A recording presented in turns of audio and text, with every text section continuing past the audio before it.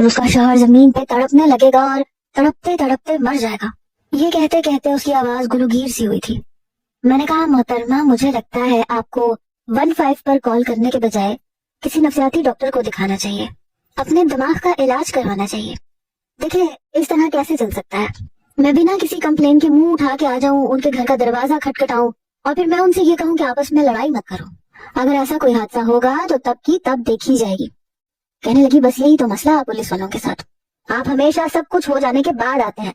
ارے وقت پر پہنچنا سیکھیں، یہ آپ کی ڈیوٹی ہے۔ توبہ ہے، کہاں پھنس گئی ہوں میں، کس کوڑ مغز کو سمجھا رہی ہوں۔ میں تو اس لڑکی کی زبان درازی دیکھ کے حیران تھا، اسے اتنا بھی لحاظ نہیں تھا کہ میں انسپیکٹر ہوں۔ کہنے لگی آپ کو وقت پہ پہنچنا چاہیے، اگر ان دونوں نے ایک دوسرے کو مار ڈالا پھر آپ کے پہنچنے سے کیا ان کی جان بچ جائے گی؟ وہ لڑتے لڑتے مر آ جائیں گے۔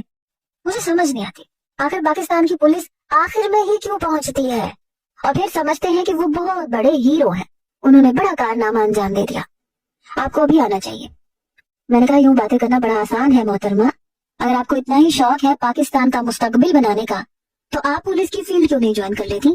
پولیس کی فیلڈ جوائن کریں، یہاں آ کر ہماری سیٹ پر بیٹھیں، پھر آپ کو سمجھ میں آئے کہ اتنا بھی آسان نہیں ہوتا منہ اٹھا کے کچھ بھی کر لینا۔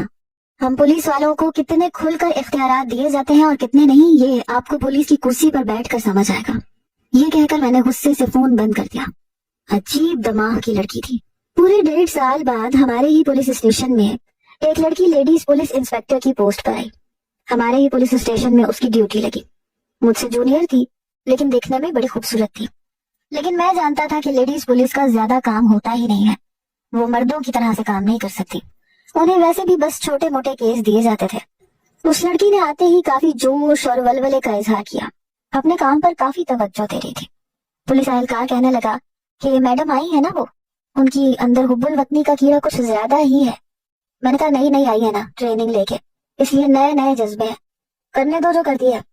4 دن کی چاندنی پھر وہی اندھیری رات، آہستہ آہستہ ٹھیک ہو جائے گی۔ جس چیز نے مجھے متاثر کیا تھا وہ اس لڑکی کا حسن تھا۔ اس لڑکی کا نام فروا تھا۔ ایک بار اس کی ڈیوٹی میرے ساتھ ہی لگی، وہ بھی ایک گھریلو میٹر تھا جہاں پر ملازمہ کے ساتھ ظلم اور زیادتی کی گئی تھی۔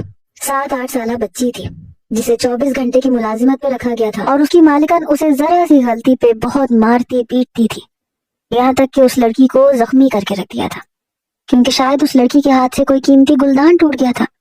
اسی اس کی والدہ روتے ہوئے پولیس اسٹیشن رپورٹ کروانے آئی۔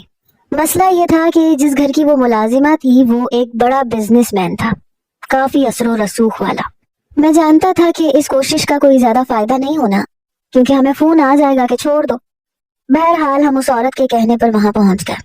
فروا بھی میرے ساتھ تھی۔ اس نے اس عورت کے ہاتھ پر ہتھکڑی پہنا دی۔ عورت کہنے لگی تمہیں یہ کام بہت مہنگا پڑے گا، تم جانتی نہیں ہو میرے تعلقات بہت اوپر تک ہیں۔ فروا کہنے لگی ابھی تو چلو، تمہارے تعلقات میں پولیس اسٹیشن میں جا کے دیکھ لوں گی۔ بہرحال اس عورت کو جیل میں بند کر دیا گیا، لیکن فون آنے شروع ہو چکے تھے۔ میں نے فروا کو اپنے کمرے میں بلایا۔ کہنے لگی جی سر نبی، آپ نے مجھے بلایا ہے۔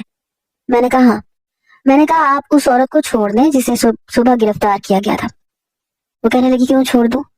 آپ کو معلوم بھی ہے اس نے اس بچی کے ساتھ کیا ظلم اور زیادتی کی ہے۔ میں نے کہا میں نے آپ سے پہلے بھی کہا تھا کہ مس فروا، آپ جہاں ہاتھ ڈالنے جا رہی ہیں وہ عورت بہت بڑے بزنس مین کی بیوی ہے اور ان لوگوں کے تعلقات ہوتے ہیں۔ مجھے ابھی SHO صاحب کا فون آیا ہے، یہ کہا گیا ہے کہ اس عورت کو چھوڑ دیا جائے، میں نے اس لیے آپ کو کہا ہے کہ اسے چھوڑ دیں۔ کہنے لگی لیکن یہ تو غلط ہے۔ میں نے کہا غلط تو ہے لیکن اگر آپ کو نوکری پیاری ہے تو چھوڑنا تو پڑے گا۔ کہنے لگی ٹھیک ہے، لیکن بجائے اسے چھوڑنے کے وہ اس کی جیل کے اندر چلی گئی اور ڈنڈے سے اس کی اچھی خاصی پٹائی کرتی۔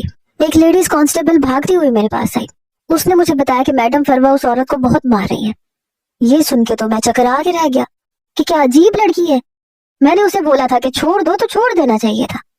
میں جلدی سے جب تک جیل میں پہنچا تو وہ عورت اچھی خاصی زخمی ہو چکی تھی، چلا رہی تھی، چیخ رہی تھی، اور فروا اسے کہہ رہی تھی کہ اب پتہ چلا جب ڈنڈا پڑتا ہے تو درد کیسے ہوتا ہے، اس معصوم بچی کو مارتے ہوئے تمہیں شرم نہیں آئی؟ وہ کہنے لگی میں تمہیں چھوڑوں گی نہیں، تمہیں نوکری سے نہ نکلوا دیا تو کہنا۔ کہنے لگی جو کرنا ہے کر لینا، لیکن کم از کم 4 دن تمہیں جب یہ ڈنڈے بستر پہ سونے نہیں دیں گے نا، درد سے جب تم تڑپو گی نا، تب تمہیں احساس ہوگا کہ غریب بھی گوشت پوشت کے بنے ہوئے ہوتے ہیں، کسی اور مٹی کے بنے ہوئے نہیں ہوتے، انہیں بھی درد ہوتا ہے۔ میں نے جیل کا دروازہ کھولا. وہ کافی غصے میں تھی. میں نے کہا یہ کیا کیا آپ نے؟ کہنے لگی مجرم کو سزا دی ہے. آپ ایس ایچ او سے کہہ دیجیے گا کہ جب تک انہوں نے آرڈر دیا تھا تب تک میں اس عورت کا ریمانڈ لے چکی تھی. پوچھ گچھ کے طور پہ مارا ہے اسے میں نے, کیونکہ یہ سچ نہیں بتا رہی تھی. ایس ایچ او صاحب سے میں خود بات کر لوں گی. یہ کہہ کر وہ باہر نکل گئی. میں تو اسے دیکھتا رہ گیا. اس خاتون کو میں نے آزاد کیا. بات آئی گئی سی ہو گئی. ایک بار ایک لڑکی کے ساتھ جنسی زیادتی کی گئی. کرنے والا ایک سیٹ تھا جس کے گھر میں وہ لڑکی کام کرتی تھی. کافی پیچیدہ کیس تھا اور میں جانتا تھا کہ اس کا انجام بھی وہی ہوگا. ہم سیٹ کو گرفتار کریں گے اور کال آ جائے گی. اس لیے میں نے فروا سے کہا کہ میرا مشورہ ہے کہ آپ اس کیس سے دور رہیں تو بہتر ہے. کہنے لگی کیوں دور رہوں؟ میں تو اس سیٹ کو چھوڑوں گی نہیں. میں نے کہا دیکھیں جس عورت کو آپ نے مارا تھا یہ سیٹ اس سے بھی کافی امیر ہے, سیاست میں بھی اثر و رسوخ رکھتا ہے, اور یہ پہلی بار نہیں ہوا, ایسے کیس ہوتے رہتے ہیں. ان لوگوں کا کوئی بال بھی بیکا نہیں کر سکتا. ہو سکتا ہے جب تک ہم اس کے گھر میں پہنچے تب تک ہمیں کسی نہ کسی آفیسر کی کال آ جائے. کہنے لگی بھاڑ میں گئی کال اور بھاڑ میں گیا قانون. یہ کون سا اندھا قانون ہے جس میں مجرم اگر کوئی امیر اور اثر و رسوخ رکھنے والا شخص ہے تو اسے کچھ نہیں کہا جائے گا, اور اگر کوئی غریب ہے تو اسے جوتے مارے جائیں گے, جھوٹے الزام میں اسے جیل میں بند کر دیا جائے گا. پہلے بتاؤ مجھے, میں ایسے قانون کو نہیں مانتی اور میں وہی کروں گی جو میں نے پڑھا ہے. میں نے کہا دیکھیں ابھی آپ کو آئے ہوئے جمعہ 8 دن ہوئے ہیں. میں جانتا ہوں کہ نئی نوکری کے بعد ایسے جذبات بڑھتے ہیں, لیکن عقل مندی کا تقاضا یہ ہے کہ آپ خود کو کسی مصیبت میں مت ڈالیں. کہنے لگی آپ کون ہوتے ہیں مجھے سمجھانے والے؟ میرا جو جی چاہے گا میں کروں گی. میں نے کہا اگر آپ نوکری سے نکل گئیں تو مجھے دکھ ہوگا, اور اگر اس سیٹ نے بدلے کے طور پہ آپ کے ساتھ کچھ غلط کیا تو پھر مجھ سے بھی برداشت نہیں ہوگا. آپ کو نہیں پتا کہ زیادتی کا نشانہ صرف عام لڑکیاں نہیں بنتی بلکہ لیڈیز پولیس انسپیکٹر بھی بن جاتی ہیں. ان کو نوکری سے نکال دیا جاتا ہے اور پھر اتاب کا نشانہ بنایا جاتا ہے, اور کبھی کبھی ان لیڈیز آفیسر کے ساتھ ایسا گھنونا سلوک کیا جاتا ہے کہ وہ کسی کو بتا بھی نہیں سکتی. کچھ ہوش کے ناخن لیں اور عقل سے کام لیں. کہنے لگی میں اپنے کیے کی خود ذمہ دار ہوں, پلیز آپ میرے معاملات سے دور رہیں. مجھے جو کرنا ہے میں ایمانداری سے کروں گی. اس سیٹ کو گرفتار بھی کروں گی, اس سے سچ بھی اگلواؤں گی, اور وہ بھی ٹھڈے مار مار کے. میں نے کہا میں آپ کو ایسے نہیں کرنے دوں گا. کہنے لگی آپ ہوتے کون ہیں جو مجھے روک رہے ہیں؟ میں نے کہا ابھی تو کچھ نہیں ہوتا, لیکن بہت کچھ ہونا چاہتا ہوں اگر آپ چاہیں تو. وہ کچھ حیران سی ہوئی, کچھ متعجب بھی تھی. کہنے لگی میں آپ کی بات نہیں سمجھی. میں نے کہا آ جائے گی سمجھ, فی الحال ڈیوٹی پہ چلتے ہیں, دیکھتے ہیں کیا ہوتا ہے وہاں پہنچ کر. میں نے فروا کو زیادہ بولنے کا موقع نہیں دیا تھا. سیٹ کو میں نے گرفتار کر لیا, لیکن میں جانتا تھا کہ اگر اس کے اوپر ہاتھ اٹھانے کی غلطی کی تو بہت مہنگی پڑے گی. اس لیے میں نے پولیس اہلکار سے کہہ دیا کہ اس کی جیل کی چابی مجھے یہاں اپنے پاس چاہیے, وہ فروا کے پاس نہیں جانی چاہیے, جو کہ میں جانتا تھا کہ وہ باز نہیں آئے گی. اس لیے اہلکار نے چابی مجھے کمرے میں لا کے دے دی. میں نے اسے اپنی دراز میں رکھ دیا. تھوڑی دیر بعد مجھے آئی جی صاحب کی کال آئی کہ سیٹ کو باعزت چھوڑ دو اور ایف آئی آر کو پھاڑ کے پھینک دو. میں نے کہا اوکے سر. اس سے پہلے کہ میں کچھ کرتا فروا بڑے غصے سے میرے کمرے میں آئی, داخل ہونے کی اجازت مانگ رہی تھی. میں نے کہا جی آئیے مس فروا. کہنے لگی اس سیٹ کے جیل کی چابی کس کے پاس ہے؟ میں نے کہا میرے پاس ہے. کہنے لگی چابی چاہیے مجھے. میں نے کہا آئی جی صاحب کی کال آ گئی ہے, انہوں نے آرڈر دیا ہے کہ اسے چھوڑ دیا جائے, اور اب میں اسے چھوڑنے والا ہوں. کہنے لگی ایسے نہیں جانے دوں گی اس کمینے کو, اس نے ایک معصوم بچی کے ساتھ ریپ کیا ہے, ایسے چھوڑوں گی نہیں میں اسے. میں نے کہا دیکھیں میں آپ کو ایسا کوئی بھی کام کرنے نہیں دے سکتا جس سے آپ کی عزت اور آپ کی زندگی کو خطرہ ہو.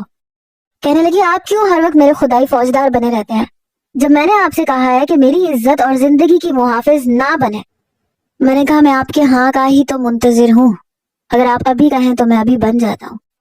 کہنے لگی بہت بہت شکریہ, مجھے ایسا شخص اپنی زندگی میں قبول ہی نہیں ہے جو پولیس انسپیکٹر ہوتے ہوئے مجرموں سے ڈرتا ہے. نکما پولیس والا, بزدل کہیں کا. میں نے 2 بار اسے کہا کہ سامنے فلیٹ میں 2 میاں بیوی لڑ رہے ہیں, ایک دوسرے کو مار رہے ہیں, کسی کا قتل ہو جائے گا, لیکن اتنا بزدل تھا کہ نہیں آنا تھا تو نہیں آیا, اور مجھے کہنے لگا کہ زیادہ جوش ہے تو خود پولیس والی بن جاؤ, پھر میں دیکھتا ہوں کہ تم کیسے انصاف کرتی ہو.